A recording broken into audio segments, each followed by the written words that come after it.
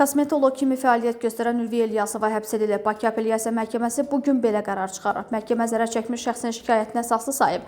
Ülviyə İlyasova barəsində həbs qəti imkan tədbiri seçilib. Qeyd edək ki, Aziya Estetik Mərkəzi mövcinin direktoru Ülviyə İlyasova Bakıda evinin mətbəxində eltisiz Səbirə Vəliyevanı qanunsuz olaraq bədən şəkilləndirmə əməliyyatı edərək ölümünə səbəb olmaqla təqsirləndirilib. Bu ilin aprelində məhkəmənin hökmü ilə məntəqə tibbi cəza çəkmə müəssisəsində çəkməsi şərti ilə 3 il azadlıqdan məhrum etmə cəzası verilmişdi. Sonradan ali məhkəmə hökmünü ləğv edərək yenidən araşdırmaya göndərib. Cəlilabad rayon sakini bədbəxt hadisə nəticəsində ölüb. Cəlilabad rayonunun Marşlıq kənd sakini 1995-ci il təvəllüdlü Qəhrəman Əliyev Bakı şəhərində yaşadığı evdə dəm qazından zəhərlənərək dünyasını dəyişib. Hadisənin həmin şəxsin hamam otağında olan zaman baş verdiyi bildirilib.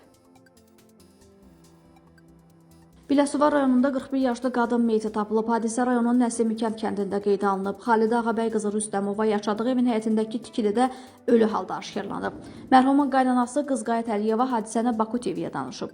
Səhər saatlarında 16 yaşlı oğlu üçün yumurta qaynadıb yedizdirmişdi. Sonra uşaq gəlib dedi ki, anasının ayaqqabıları həyətdə yoxdur. Biz də çıxdıq ki, qonşulardan soruşaq. Lakin heç kim görməmişdi. Düşündü ki, bəlkə ata evinə gedib. Əvvəllər də qaçıb gedirdi, dərmanlar qəbul edirdi. Yaxınlarının sözlərinə görə 2 uşaq anası olan Xalidə Rüstəmovanın səhhətində uzun müddətli ciddi problemlər müşahidə olunurdu. Mərhumun 4-5 ildir ki, Parkinson xəstəliyindən əziyyət çəkdiyi və tez-tez yaddaş pozuntuları yaşadığı bildirilir. Mərhumun qaynatası gəlininin vəziyyətinin ağır olduğunu qeyd edib. 2 uşağı var idi, uzun müddətli xəstə idi. 4-5 il olardı, xəstəlikdən əziyyət çəkirdi, saxlaya bilmirdik, qaçıb gedirdi.